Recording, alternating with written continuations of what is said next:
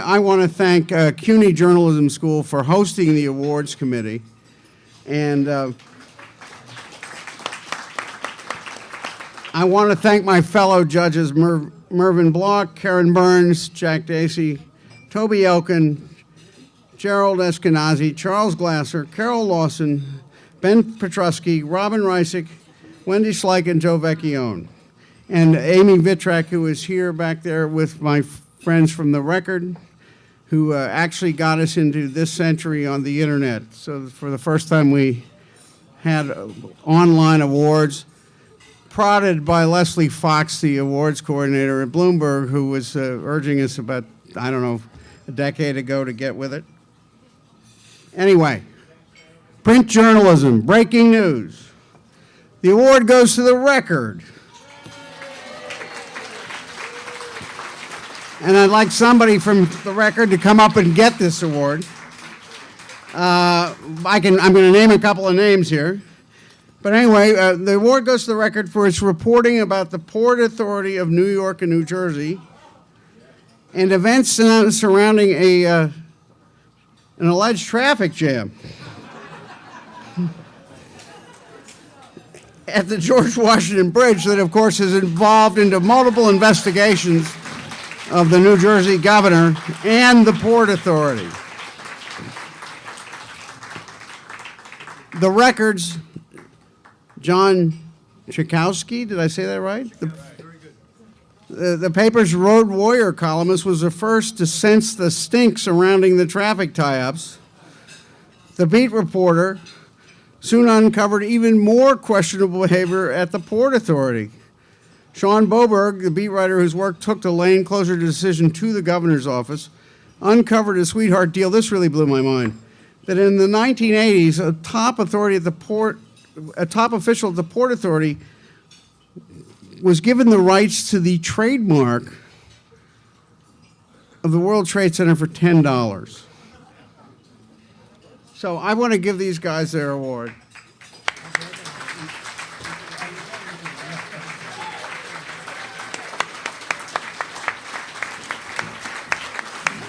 They did a great job, and guess what? It's not even going to be the last time you hear about that story tonight. The Merit Award goes to the Greater New York staff of the Wall Street Journal for its outstanding coverage of the Metro-North train derailment. The Journal's team was the first to report that the engineer had made no apparent effort to brake as the train approached that dangerous curve where the speed limit on the rails dropped precipitously. Please come up, somebody from the Journal.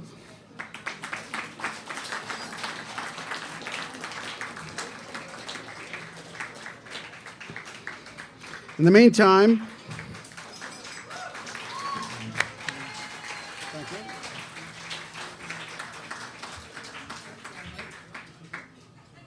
Thank you. Congratulations. I could go to everybody give a speech, but nobody voted except me to be here until 2 o'clock in the morning. For feature news in print, Benjamin Weiser of the New York Times wins for his story Swastikas, Slurs, and Torment in Town Schools about the troubled history of religious hatred in the Pine Bush Central School District that serves 3 upstate counties. Come on up, Ben.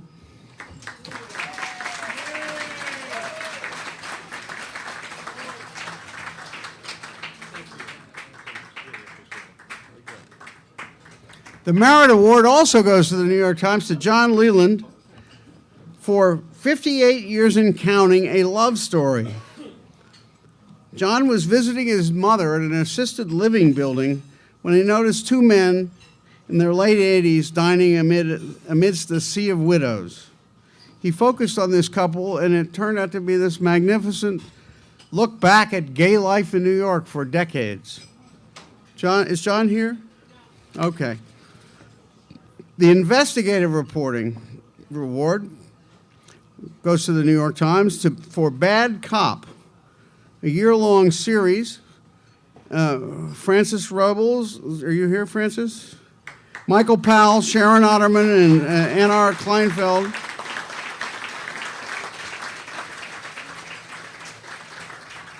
Thank you very much. Congratulations. I have to admit, I leaked the news of that one because Sharon was standing in front of the, no, Frances was standing in front of the George Polk Awards exhibit where they won for this story also. And I said, guess what? I hope you have another time open on May 15th. Anyway, if you don't remember that story, this is the one about this detective in Brooklyn, Lou Scarcella, on 175 murder cases, unjustly caused the imprisonment of dozens of defendants. That story's still going, and some of these guys are still getting exonerated. The Merit Award in this highly competitive category. The Wall Street Journal, Behind the Bridge Jam by Ted Mann and Heather Haddon.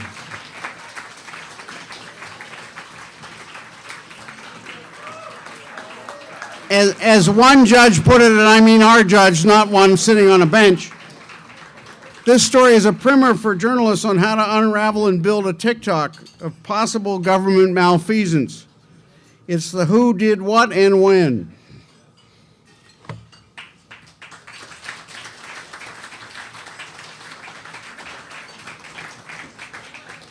In sports reporting, there was a tie for first place.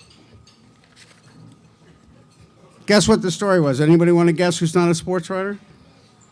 What rhymes with lightning rod? A-Rod. Co-winners, the New York Daily News and the New York Times.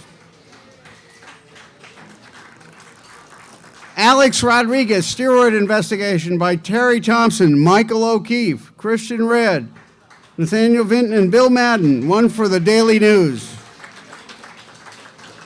Let's have them come up first, and then I'll talk about the Times. Oh, no, in the meantime, I'll give you the verbiage on the why there are two winners in this category. Our judges decided that this was broad breakthrough coverage and that the stories were so different that we couldn't decide. Because the New York Daily News team led the narrative of the A-Rod investigation throughout the year, and especially about his A-Rod's own lame efforts. And so what our judges said was the Daily News broke new ground with its constant ongoing look at the investigation and behind-the-scenes revelations. So congratulations to the Daily News.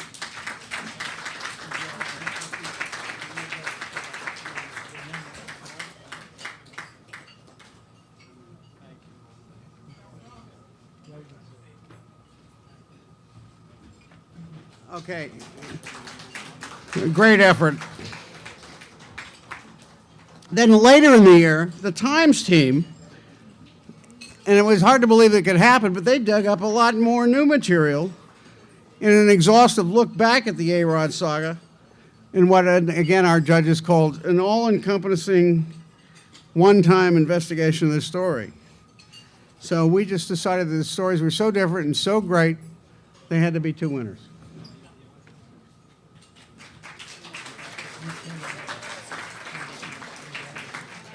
Another fine story that gets the Merit Award is Newsday for Miracle Men by Tom Rock. Our judges said Newsday's look at the evolving science of treating one-time career-ending ACL injuries was written with sensitivity and expertise. It's quite a fascinating story. Tom here? Here he is.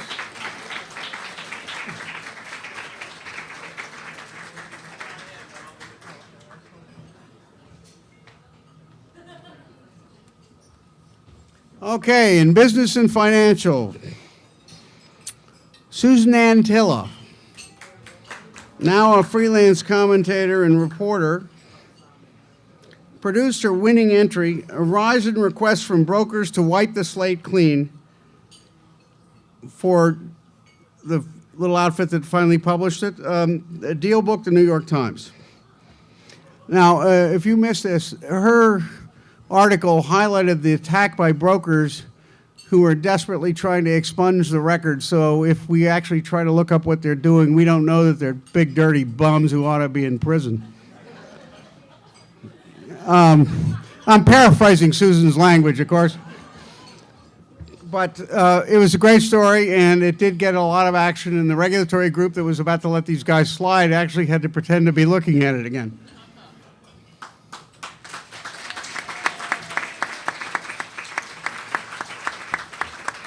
In case anybody's wondering about inequality of pay between men and women, Susan happens to write about that sometime. I know that's not in the news now.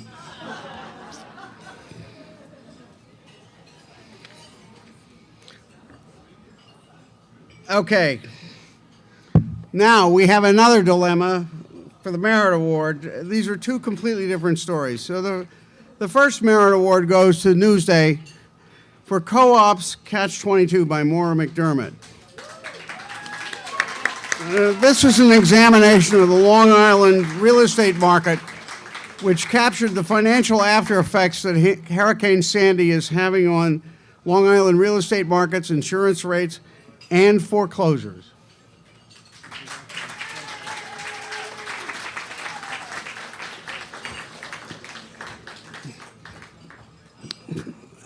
As I said, we took the apples and oranges approach on this one.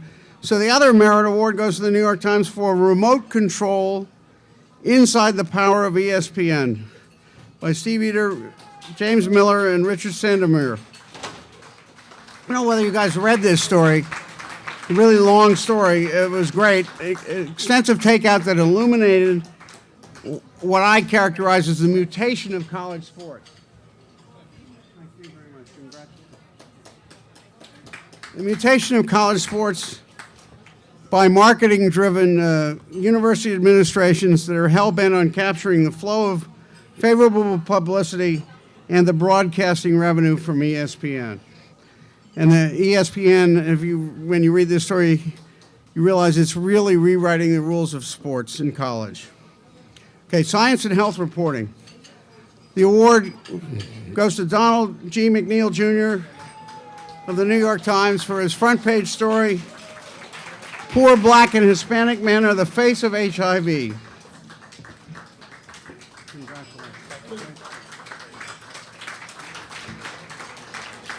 McNeil's vivid and poignant reporting from the gritty precincts of New York City brought to life and made palpable just how the government, in its otherwise successful campaign against the virus that causes AIDS, has fallen short when it comes to preventing and treating the disease in these underserved and neglected populations.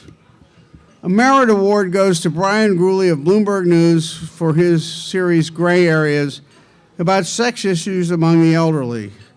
I know my old pal Mike Serrell is going to come collect this award. Let me tell you about this report, because Brian, I think, is in Chicago. Oh, no, Leslie Fox is coming up. Oh, okay. Brian's reporting from a home for the elderly in the Bronx and then another one in Iowa contrasted how sex is, among the elderly is treated. It was somewhat of a taboo subject, but actually quite fascinating as we all get there. Anyway, arts. Yeah, okay, Mike says, speak for yourself. Arts and culture. The Wall Street Journal's Jennifer Maloney wins for her ongoing coverage of the battle for survival by the City Opera Company. Her carefully reported articles gave us an understanding of the company's financial struggles and insight into the thinking of the managers, board members, and artists who perform with City Opera.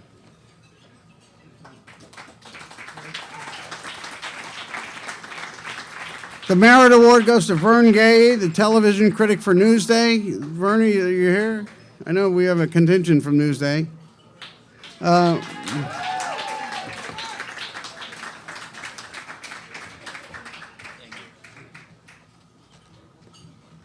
He won for his feature It's Good to Be Bad, which analyzed the cable TV show Breaking Bad and the brilliant attention to detail, science, and the tension between good and evil that helped make that program so memorable. It's hard to be a TV critic and write about something and make it interesting for people who haven't watched the program. Okay, editorial writing and commentary. The Record,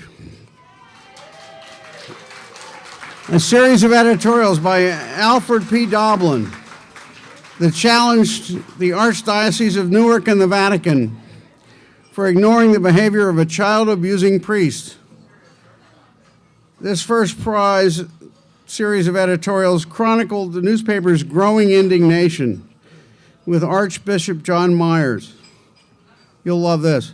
He refused to accept responsibility for what happened on his watch, but he did have the audacity to transmit a letter to his clergy to be read at all the masses, condemning the media for reporting on his failures.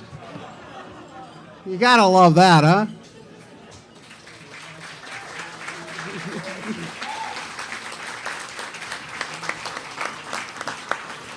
The Merit Award goes to Genia Belafonte for her big city columns about the underprivileged classes in New York City. I'm not sure who from the Times is here to accept that because I know she couldn't be here tonight. She told me so. News analysis. Medallion for news analysis goes to the Wall Street Journal for its thorough and thoughtful coverage of the mayoral race by a guy who's a triple barrel name like I am, and I got his names all jumbled up in the awards newspaper. So I apologize to Michael Saul Howard, or as he's correctly known, Michael Howard Saul. It's his fault. Having 3 first Andrew Grossman and Sophia Hollander.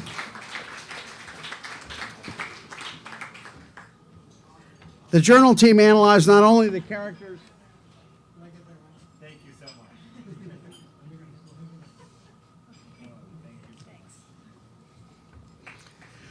That's the series of stories. The journal analyzed not only the characters of the mayoral candidates, but also the fiscal issues facing the city. They cover everything from Anthony Weiner's personal conduct, which gives a lot of latitude, Derek, to Christine Quinn's travel expenses and Bill de Blasio's flip-flopping on term limits and how his interracial marriage affects his thinking. The journal examined in depth what was at stake with various city contracts with unions and made a concerted effort to understand how the new mayor-elect might choose to govern. It was a very interesting bit of work. Public service. This is, I would have to say, the #1 award here for a number of reasons which will immediately become clear. The unanimous winner for public service is Newsday's Hidden from View series.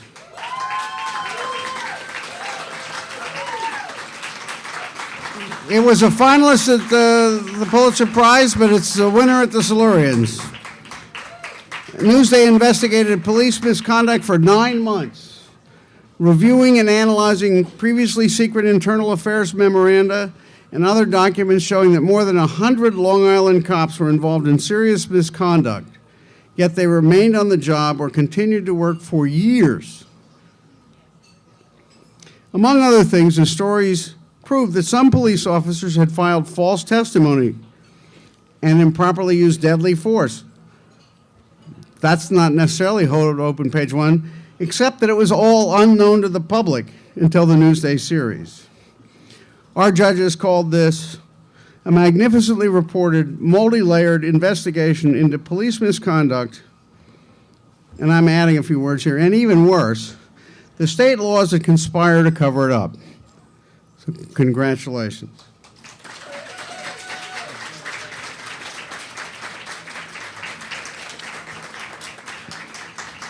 Merit Award to The Record. Suburbia's Deadly Secret, a series about the scourge of prescription drug abuse. One of our judges categorized the work by Rebecca O'Brien and Thomas Mashberg as powerful, detailed reporting in a stellar investigative piece that I hope will have a profound influence not only on the communities in New Jersey, but also across the country.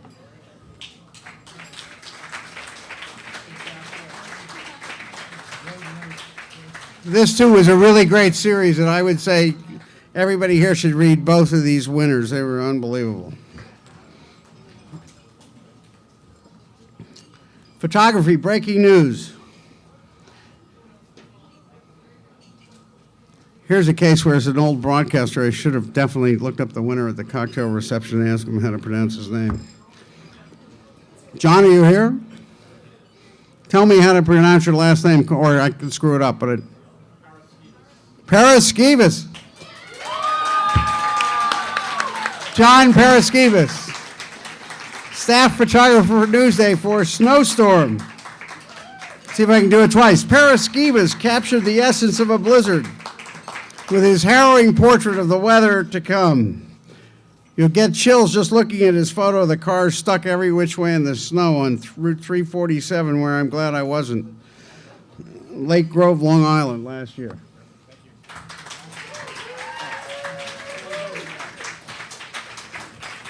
The Merit Award goes to the Record and to the Daily News for their absolutely stirring pictures of victims, unfortunately.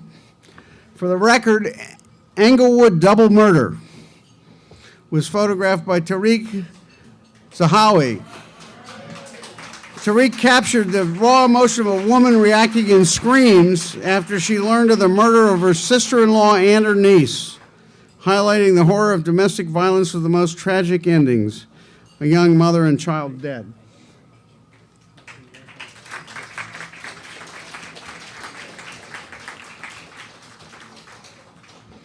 Husband and wife was tellingly photographed by Daily News staff photographer David Hanshaw. Are you here, David? Shortly after a truck ran down 65-year-old Olga Ramirez at Park Avenue and 102nd Street, David was there to capture the tragedy. The caption says it all. Please don't die, not today. How could this happen on your birthday?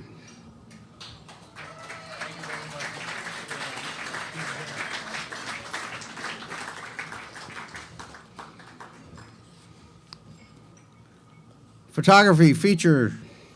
Without question, the judges said the medallion goes to Daily News photographer Debbie Egan Chin. Her pictures of the Hurricane Sandy aftermath needed no words, the judges said. I guess that's what pictures are really supposed to do, especially if we're not paying attention. She wrote, as a news photographer, I've done a one-year anniversary disaster stories before. But in this case, I also lived Hurricane Sandy as a wife, mother, and homeowner. 1 year after is very personal and continue to live with it. It was so hard that she started taking pictures of all her neighbors and everybody else. Thank you. Very telling series there. Merit Awards for Under the Boardwalk by Newsday's J. Conrad Williams, Jr. That picture shows the lingering aftermath of Hurricane Sandy. And then the Record wins a Merit Award for Amy Newman, a staff photographer who took a picture captioned, "None having fun." Amy was apparently driving home from work and she saw a nun playing basketball in her habit. And sort of did a little U-turn, whipped the camera out, and started shooting. After she asked him, of course, do you mind if I take your picture? Anyway, it's a really fun picture. Right? And the nun is kind of driving to the hoop.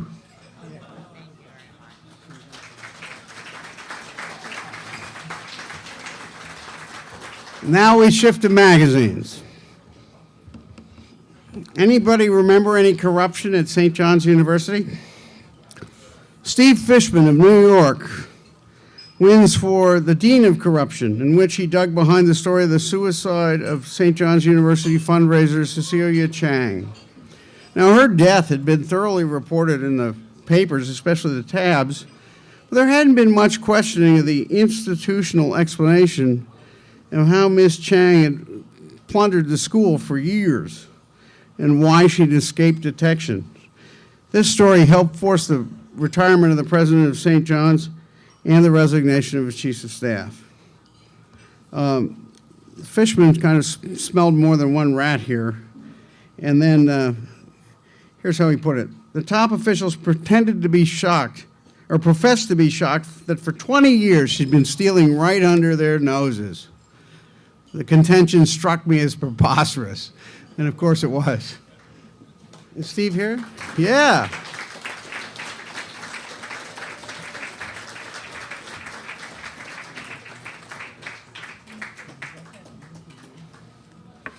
Okay.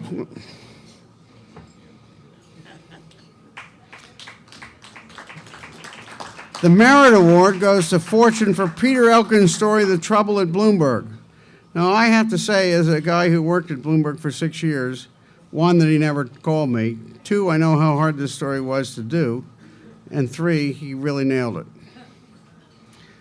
After interviewing more than 80 current and former Bloomberg employees, Elkin lifted the curtain on the ongoing power struggle and missteps at the company owned by the then mayor of New York that has become the world's most powerful financial information company, although I think Dow Jones might dispute that, or maybe even Reuters. But one of them, let's call it one of them. Peter, come on up.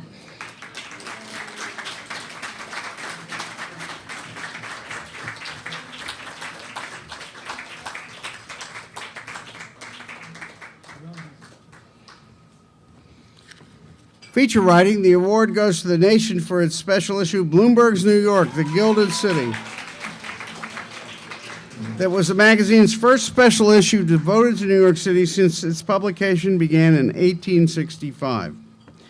Assembled by nearly 24 writers and editors, the May 6, 2013 issue was distinguished by the breadth and the depth of its analysis of the city's strengths and weaknesses and its assessments of the past, present, and future of the metropolis. Congratulations. Great issue. Thanks for coming.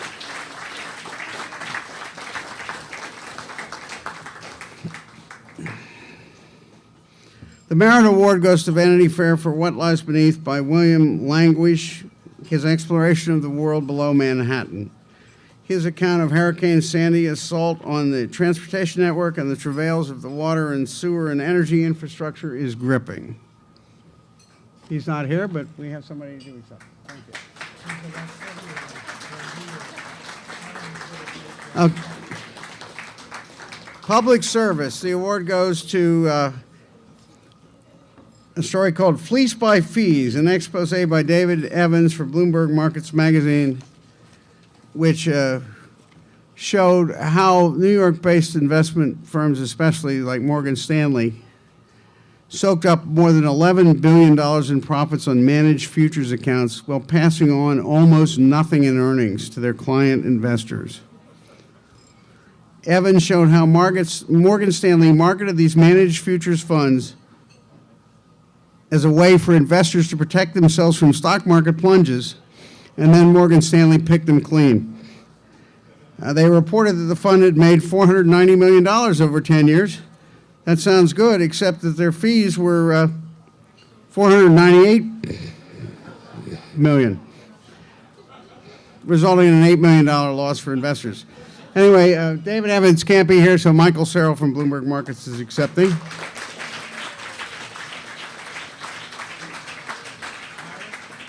David, I know, is on the West Coast.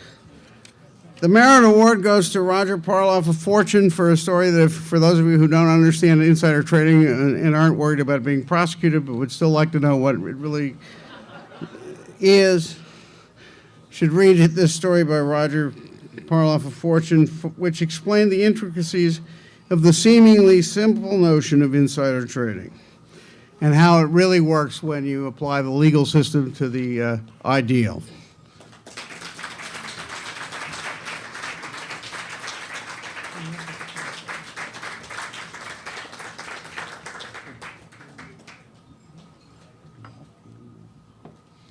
In investigative reporting in television, the reward goes to reporter Walt Kane, producer Karen Antonito, cameraman editor Anthony Coco, and the News 12 New Jersey team for its medallion for the Fenimore Fumes, which is a series about a landfill cleanup that went bad.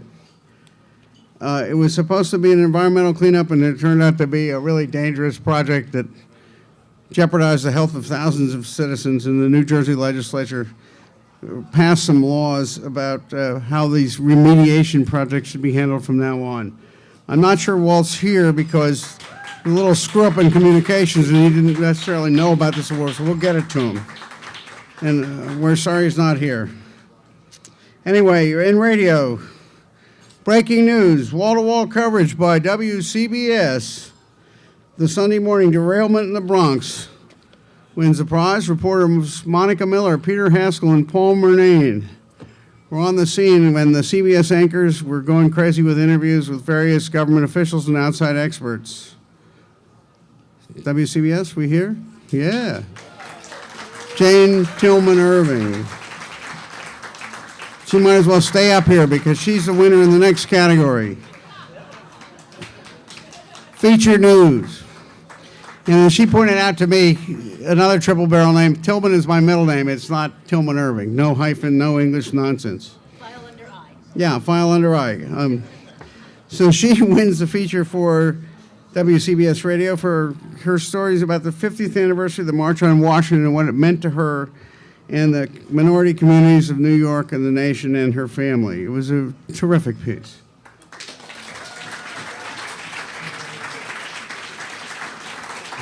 The Merit Award for radio features goes to Carol Zimmer of Bloomberg Radio for An Empire Built on Tacos.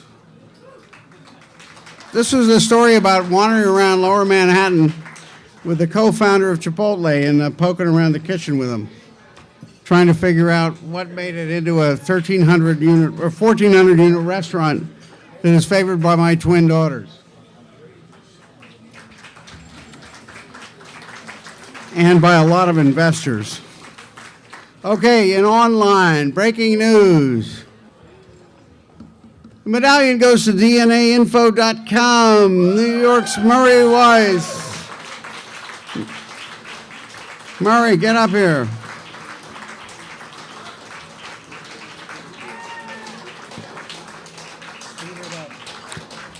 His story revealed that Metro-North engineer William Rockefeller admitted he was dozing at the wheel shortly before the crash. That's when we first knew that he was snoozing.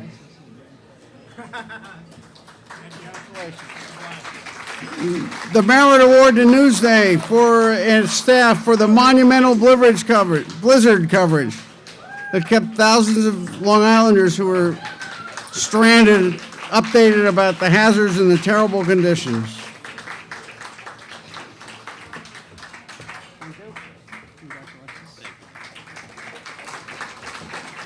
The investigative reporting web exclusive. Guess what? This is the one, this is the reason that the Hidden from View investigation I said was the #1 winner, because it wins twice. Our judges insisted that there was this story, which was already fabulously well developed in print, expanded even further on the net, and had a lot of good exclusive stuff there. So Sandra Petty and Adam Playford, you're going to come back up here.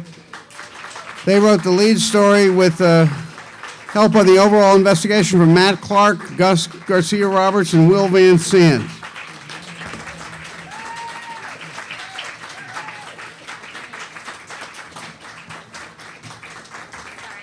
I didn't mention the rest of those people on the internet part. The interactive version, aided in design, development, and web by Ron Griffo, Arturo Jimenez, and Aaron Geismar.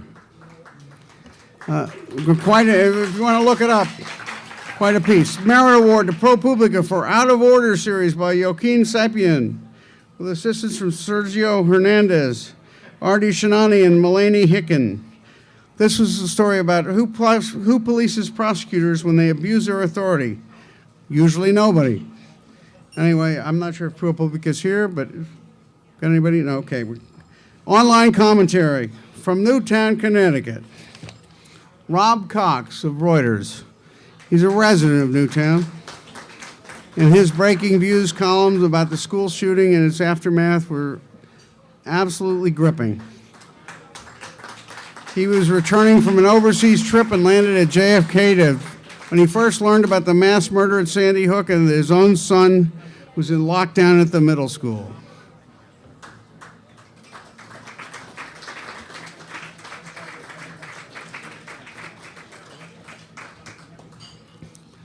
Murray Weiss, come on up here, Merit Award for his On the Inside column titled Baby Hope's Murder, Mother Found 22 Years After the Girl's Murder. Weiss's dedication to following this haunting cold case is evident, and it helped lead to the eventual identification by police of the young girl's real identity. In public service online, the medallion to Sonia Sharp of DNA Info for her three-part series on the educational failings of the yeshiva school system in Brooklyn that has resulted in tens of thousands of Jewish students being ill-prepared for further education as well as life in general. The title of her first article spoke volumes. English is absent, math doesn't count at Brooklyn's biggest yeshivas. Anyway, it's quite a story. So we're pick any religion that's not doing its work, we give a Silurians Award if you expose it. Merit Award to Matthew Katz, DNA Info, for his reporting about how the New York City AIDS charity walk has provided multi-million-dollar benefits to administrators and the for-profit company that runs it, while the gay men's health crisis was getting shortchanged.